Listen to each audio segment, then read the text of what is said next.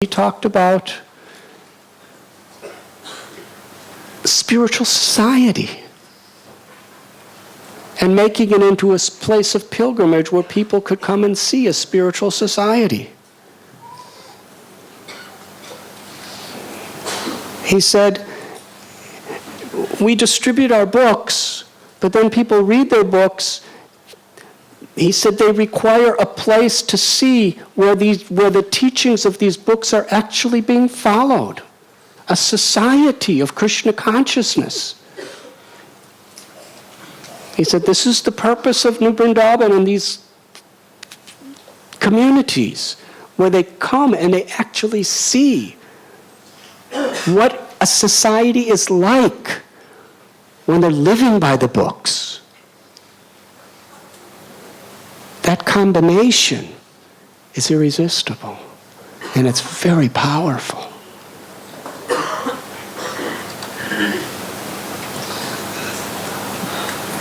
And interestingly, I remember Vishnujana Maharaj, he used to, every time he'd come, he would tell us this. He was with Radha Damodar traveling Sankirtan. He said, we are distributing books, but then they must come to New Vrindavan and see the books in action. In a society of life of people who follow them.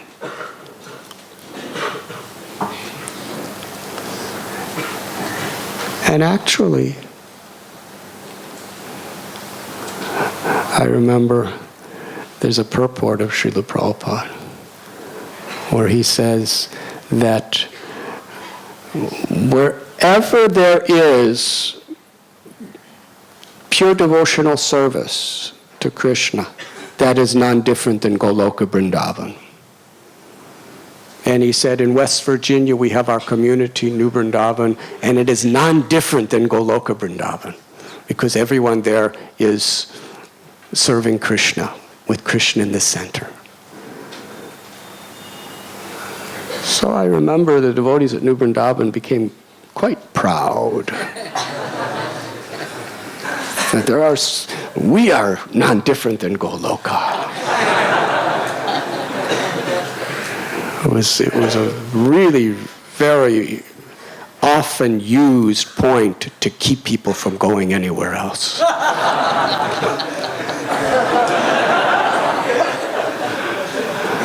But then I saw a purport where Srila Prabhupada explains, actually it's in the same purport, it's just a little later, where he says, all of my temples are none different than Goloka Vrindavan. If Krishna is in the center. So that's what Radha Gopinath Temple, Radha Ras Bihari Temple, Radha Giridhari Temple, all the hundreds of temples of Srila Prabhupada throughout the world are meant to be. Places where people can get the association of those who are actually living like Vaishnavas.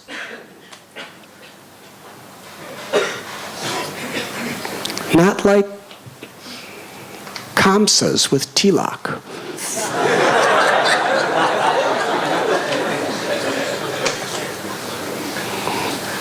It's very important. What is a Vaishnav? The Srimad Bhagavatam teaches us Vaishnav behavior.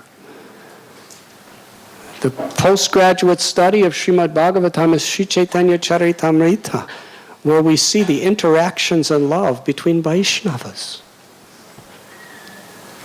There is no false ego. I am the proprietor, I am the controller, and I am the enjoyer. There is no envy.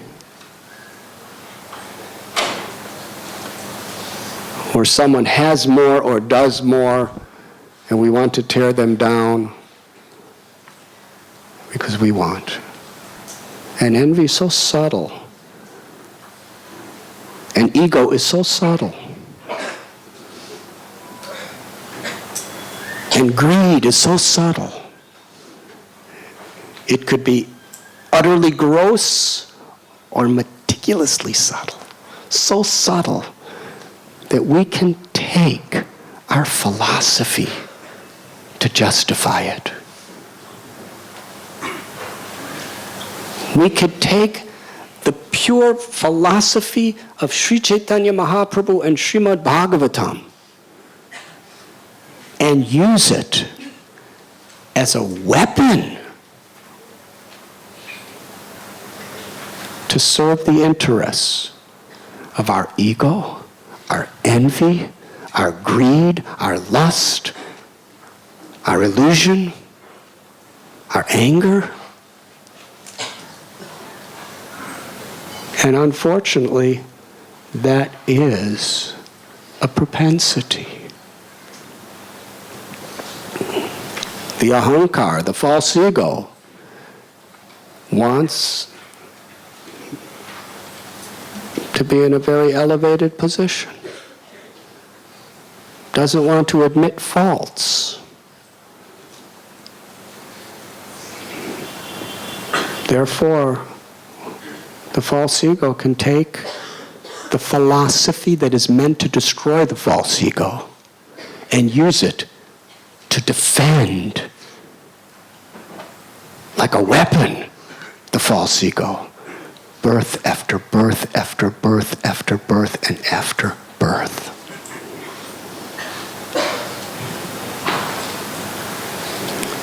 Sri Chaitanya Bhagavat, Lord Chaitanya says that if someone chants the holy names but is envious and criticizes others, then myself in my name will destroy that person. That's why every day in our temples we recite the 10 offenses before we chant the holy names. We shouldn't just recite. We should hear what we're reciting and understand it and analyze our own life. Are we really following? In one sense, this is what Srila Prabhupada means when he says we should be sincere.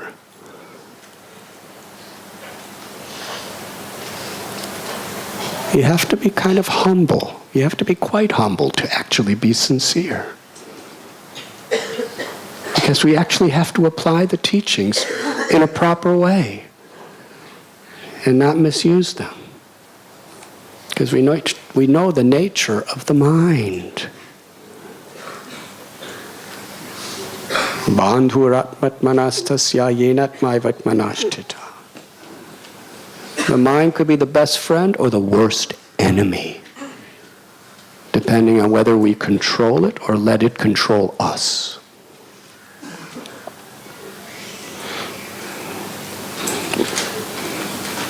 And that uncontrolled mind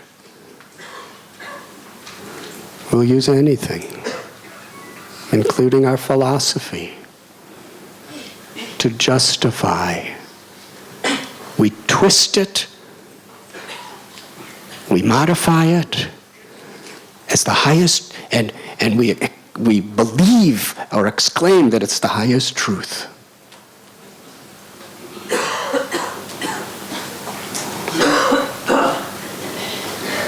What a graphic example here in Srimad Bhagavatam. And it's there. Kamsa speaking perfect Vedic philosophy. To justify the atrocious acts that he had done and take the blame away from himself.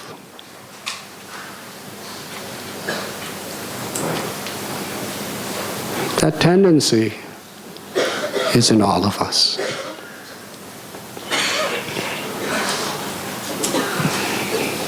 To actually understand the philosophy means transformation of our lives. Our words, our actions, our interactions with other people. And that is what is critical. Because at the time of death,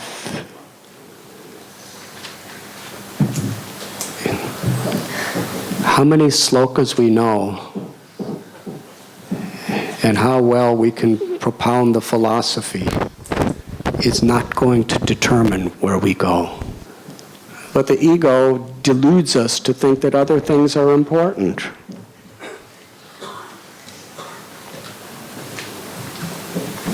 That's all that matters. Yes, we want to distribute hundreds of millions of billions of trillions of Srila Prabhupada's books. But for Krishna consciousness to really have a powerful foundation to transform the world, the devotees, we have to have a society that lives by these books, that has the character of true Vaishnavas. Srimad Bhagavatam, in many ways, so many of the stories are more about the devotee than Krishna. Because this is how Krishna is glorified. Krishna is glorified and Krishna is accessible through the life and words of the devotees. Prahlad was in a very difficult situation, as was Dhruva, as was Ambarish, as was the Pandavas, as was Rantidev, as were the Brijabasis again and again. Srimad Bhagavatam is stories of devotees, even in very, very testing situations. They're Vaishnav character.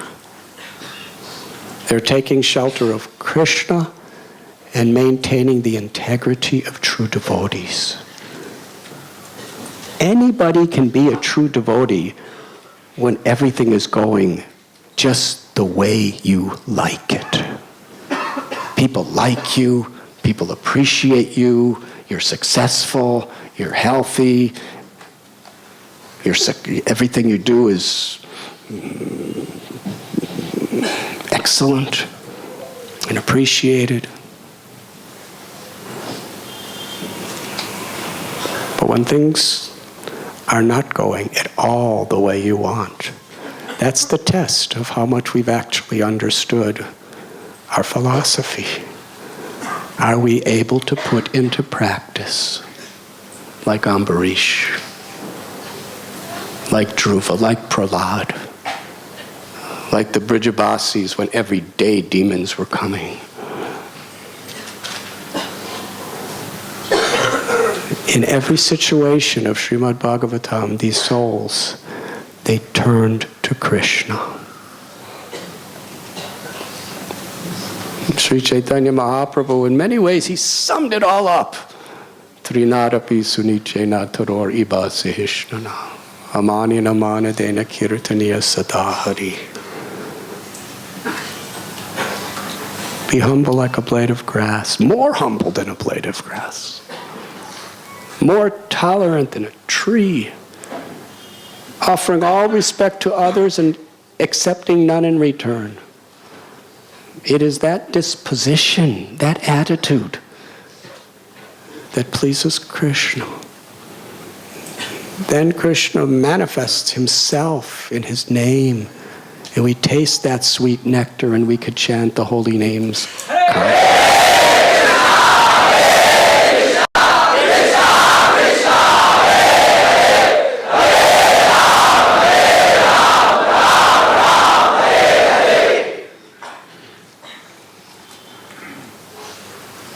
Of course, from another level,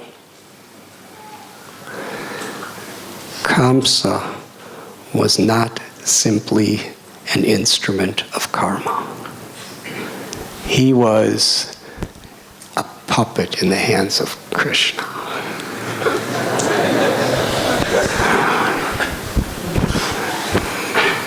It was Krishna's Leela to appear in the world in this way. It was his will, and Krishna orchestrated it, and he chose just the right people to play the right parts. Kamsa was a demon. It's not that he descended from the spiritual world or anything like that. He was Kalademi, he was a demon.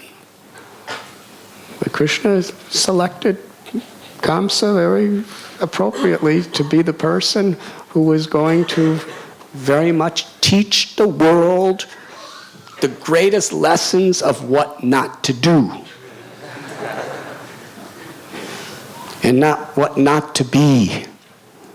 And the attitude of misusing philosophy and misusing yoga to exploit the ego.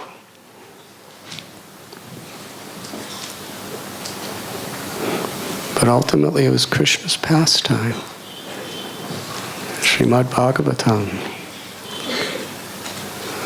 Indra's a great devotee. But somehow or other, Krishna really likes to utilize him to teach the world what not to do.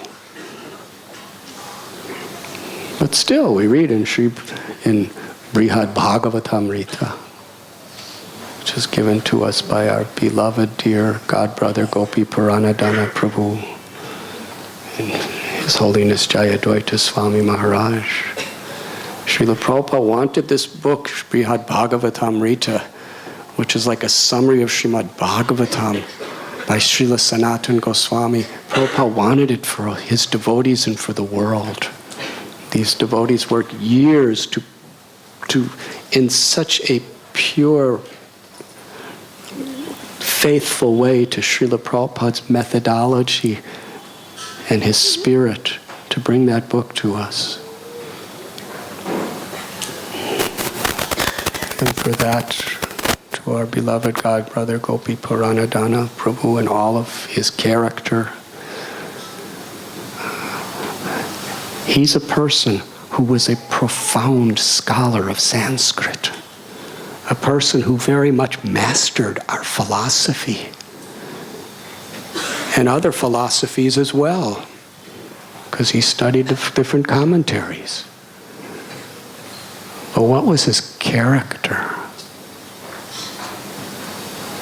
So many people who learned Sanskrit under Srila Prabhupada became quite proud. Janmaishwarya Shruti Shubir Edamanamadhapuman. Kunti says there are 4 prominent disqualifications to become Krishna conscious.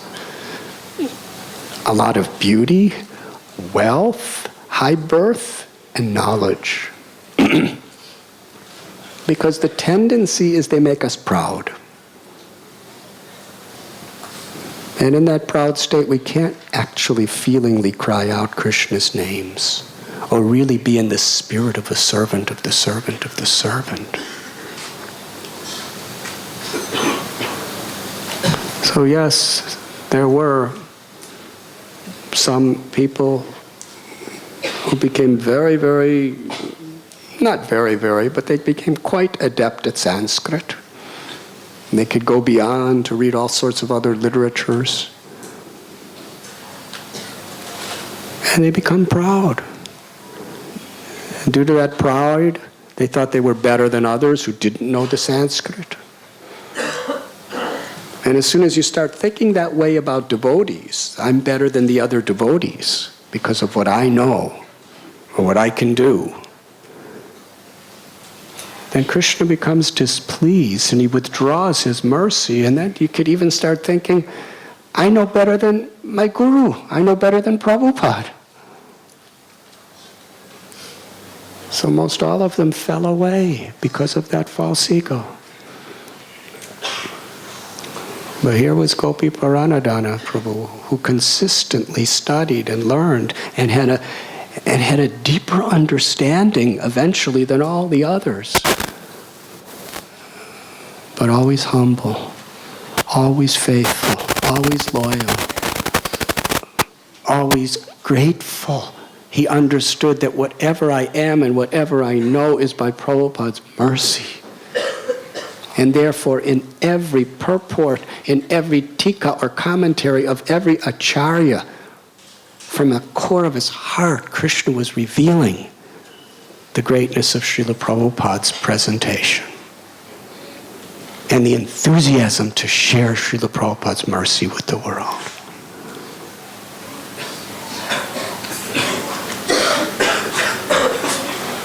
Rupa and Sanatana Goswami in the Bhakti Ratnakara said that Srinivasacharya's father, Chaitanya Das, he was telling Srinivas that many years ago I went to Ramakeli with my guru and I saw Rupa and Sanatan. At that time their name was Sakar Malik and Dabir Khas. They were in an assembly of the greatest scholars of the land. And among them, they were the greatest scholars. They had incredible wealth, inconceivable power. They were beautiful, like Cupid. They looked like Indra in a court. And yet, they offered all honor and respect and humble service to everyone. This combination of having opulences and being humble. Aishwaryasya samagrasya viryasya yashashashriya jnana vairagyayaschaiva. Bhagavan is one who possesses 6 opulences: beauty, knowledge, wealth, strength, fame, and detachment. Ultimately, detachment means detachment from the false ego. Every other detachment is only for the purpose of detaching ourselves from the false ego. If we're proud, all our other so-called renunciation has missed its purpose. Because at the time of death, Krishna's not really concerned with how many cars you have or whether you sleep under a tree. Krishna's concerned with how you've actually humbled yourself to cry out His holy name and to love Him and to serve Him. So the 6 Goswamis, particularly Rupa and Sanatan, Raghunath, they had everything material. But still they were humble like blades of grass. That combination is so irresistible and attractive.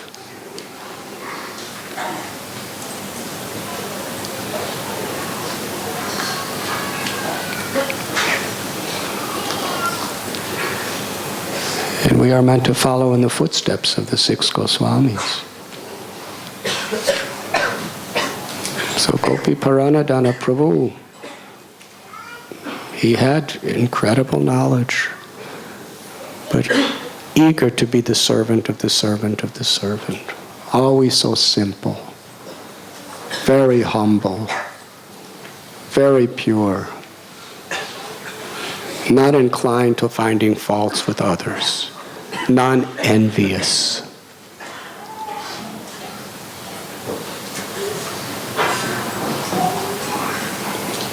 And it is such a loss to the world without him. Can't be calculated. But Krishna has his plan. He departed at Govardhan.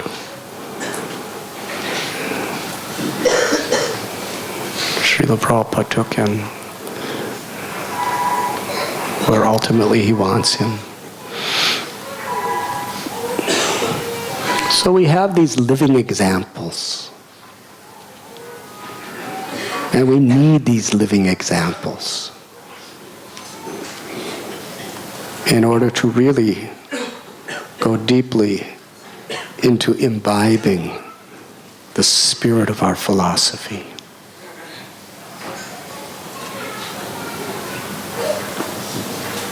Jivara Swarupoy Krishnera Nityadas.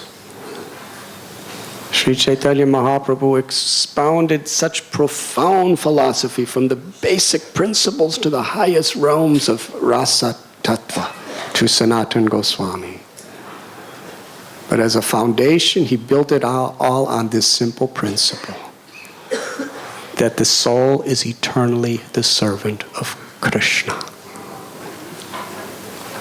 And not only that, but he presented it to Sanatana Goswami After Sanatana Goswami presented himself as being the most fallen, the most unqualified, I don't know who I am, I don't know why I'm suffering, I don't know why I'm here. People call me a pundit, but I don't even know who I am, therefore I'm a hypocrite. He was begging, please instruct me. That was the mood of Parikshit. That was the mood of Arjuna when the Gita began. Because without that character, we can't really understand philosophy. We could memorize. We can speak. But many people who memorize and speak fall away.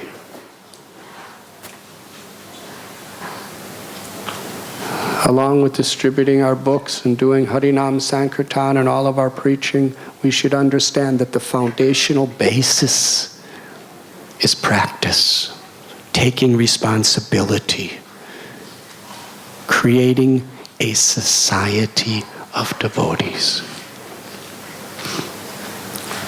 Not a society of people who just say they're Krishna conscious, but a society who are actually interacting with each other, interacting with the world, and interacting with Krishna according to Srila Prabhupada's teachings.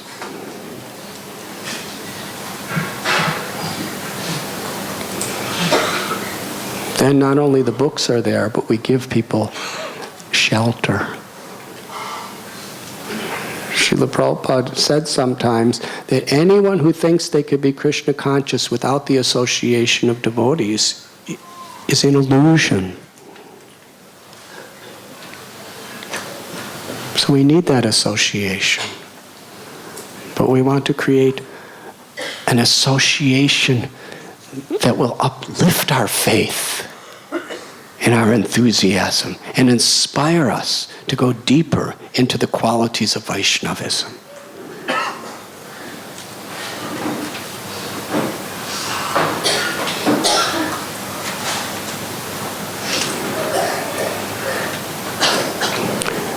When we distribute a book, when we speak about Krishna, the attitude is not, I'm better than you and I have something I want to give you.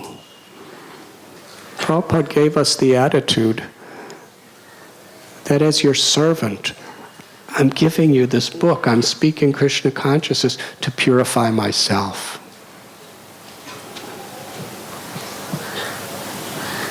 And to also be an instrument of Prabhupada's compassion to purify you. It's not about me. It's not about you. It's about Krishna. It's about Srila Prabhupada. We're simply meant to be instruments, recognizing and meditating on where the power is coming from.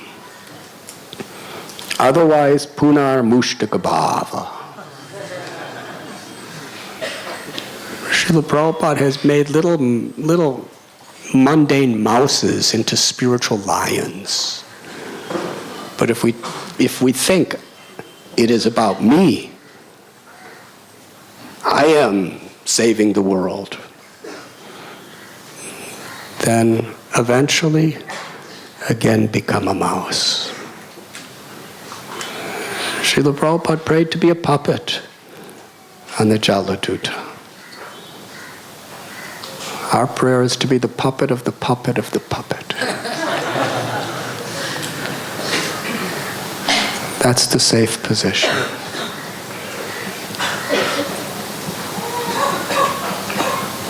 Thank you very much.